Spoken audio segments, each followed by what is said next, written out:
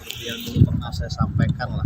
Jadi kalau kasus ini mau tuntas, motifnya itu harus ketemu. Nah ini sekarang penyidik Polda ini luar biasa, kita lihat luar biasa. Jadi beliau dalam menyelidiki pola-polanya bagus ya, kita lihat. Ya, kita doakan semoga cepat selesai lah ini.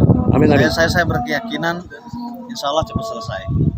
Itu tadi adalah cuplikan yang saya ambil dari kanal Freddy Sudaryanto. Jadi sebetulnya agak panjang, tapi saya ambil intinya saja bahwa sang pengacara ini bicara pertama itu soal penyidikan ke arah motif. Yang kedua itu ada pujian ya bahwa Polda Jabar itu sekarang punya pola-pola yang bagus. Nah, menyangkut kenapa kok yang ditelisik itu motif, nampaknya memang Polda Jabar itu 2 tahun ke belakang kesulitan jika harus membuktikan kasus ini melalui 2 alat bukti demikian. Jadi akhirnya dicari jalan yang lain. Pintu masuknya adalah melalui motif. Nah, kalau motif kan sebetulnya tidak akan jauh-jauh dari harta, tahta, cinta, sakit hati, iri, dengki, dendam, dan sejenisnya. Tinggal nanti apa yang paling pas untuk kasus ini.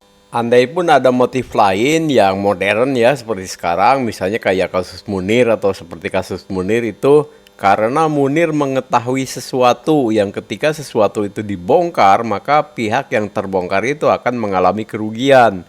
Misalnya jadi dihukum, dipidanakan, dan sebagainya. Ini pun sangat mungkin terjadi pada kasus Subang. Jadi kalau belum ditentukan motifnya, maka berbagai motif itu bisa saja diapungkan sebagai sebuah kemungkinan. Nah, andai pun iya misalnya Bu Tuti dan Amel itu menyimpan rahasia, yang ketika rahasia itu dibongkar akan banyak pihak yang dirugikan atau dihukum, maka itu tetap saja masuk kepada lingkaran yang 3 tadi, harta, tahta, atau cinta, demikian. Kompleksitas permasalahan harta, tahta, cinta itu kan bisa berkembang sedemikian rupa ke arah yang negatif maupun positif. Ke arah negatif ya seperti tadi, timbulnya iri, timbulnya dengki, timbulnya sakit hati, timbulnya dendam, timbulnya cemburu, dan banyak hal lain yang negatif-negatif pokoknya. Yang itu bisa menimbulkan kemarahan yang mencapai puncak. Nah, pada puncak kemarahan itulah ya terjadi pembunuhan. Atau misalnya tidak ada deal juga, misalnya tentang harta atau tentang tahta, itu juga bisa menjadi penyulut. Kalau tidak deal ya sudah, sepakat untuk tidak sepakat, maka ketika Anda tidak sepakat maka Anda dibunuh, kan bisa seperti itu. Jika Anda pernah menyimak sandiwara radio Mahkota Mayangkara, di situ ada episode Cinta Membawa Maut, di mana Luh Jinggan ya itu akhirnya terbunuh. Kemudian si Tangsu juga terbunuh. Ya terbunuh ya, bukan dibunuh gitu. Karena memang ada hal yang sangat terpaksa pada saat itu, keduanya harus dilenyapkan nyawanya. Artinya kompleksitas cinta pun bisa membawa ke arah tewasnya seseorang. Di konten saya yang terdahulu, tepat sebelum konten yang ini, itu saya juga menyampaikan pujian untuk Polda Jabar dengan mengatakan bahwa penyidikan yang sekarang itu mengandung unsur-unsur seni demikian. Nah, dengan bahasa yang berbeda tapi dengan maksud yang sama, sang pengacara ini menyampaikan bahwa pola-pola penyidikan yang sekarang bagus. Nah, kalau sesuatu yang polanya bagus itu artinya punya cita rasa seni, demikian. Sang pengacara juga menyampaikan keyakinannya dengan tetap didasari oleh kata insya Allah, artinya semuanya akan kembali kepada kehendak Allah. Beliau berkeyakinan bahwa kasus ini akan terungkap. Ya kita aminkan ya, kita aminkan saja harapan beliau, karena apa yang disampaikan oleh beliau itu harapan kita semua yang memang tidak punya kepentingan negatif terhadap kasus Subang ini. Ya karena kepentingan, namanya manusia itu selalu punya kepentingan. Kepentingan kita terhadap kasus Subang adalah bagaimana caranya rasa keadilan itu ada atau hadir di masyarakat secara luas. Nah, mungkin juga ada yang punya kepentingan negatif. Dalam hal ini tentu saja komplotan pelaku. Kepentingan negatifnya apa? Mereka tentu tidak ingin kasus ini terungkap. Kemudian apresiasi yang setinggi-tingginya untuk para YouTuber Subang khususnya ya, yang tentu saja mereka bisa sampai ke Mapolda Jabar itu dengan banyak tantangan demikian ya, jarak yang jauh, kemudian kelelahan fisik dan lain sebagainya.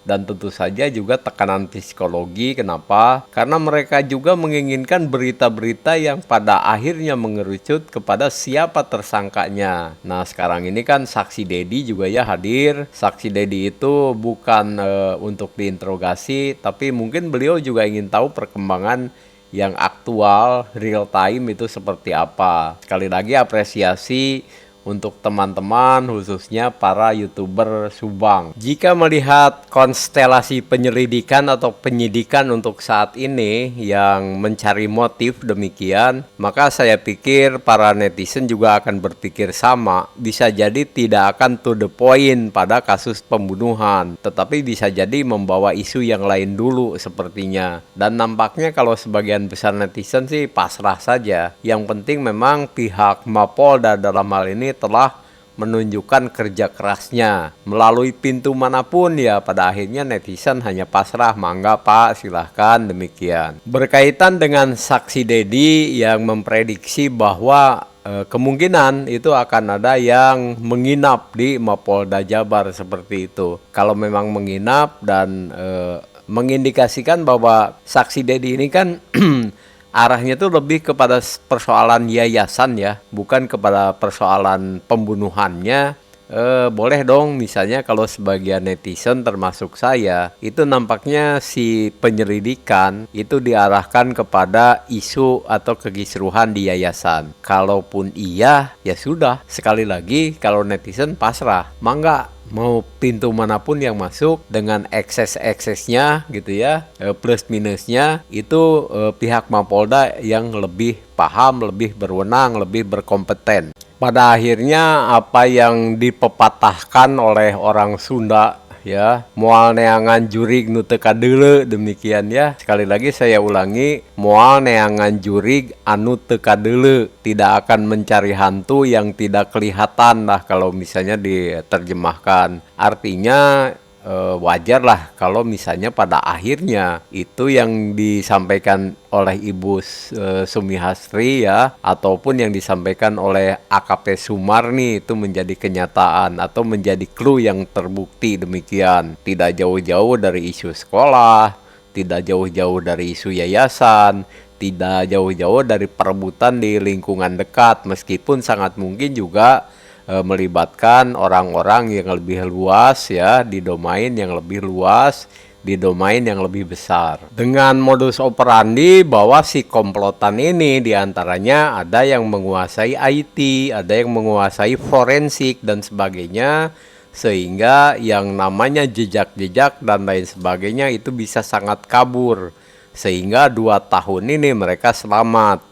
Mudah-mudahan sekarang ini mereka batas selamatnya itu sudah habis sehingga bisa dituntaskan kasusnya. Demikian saja, jangan lupa kita tetap mendoakan Ibu Tuti Suhartini dan Ananda Amalia Mustika Ratu agar mendapat keadilan di dunia, karena dunia masih berhutang keadilan kepada mereka. Kita doakan juga aparat penegak hukum agar diberi kemampuan, diberi kekuatan lahir dan batin agar bisa menuntaskan kasus apapun, bukan hanya sekedar kasus Subang. Saya Ruki Bahtiar mohon maaf apabila ada salah-salah kata. Wassalamualaikum.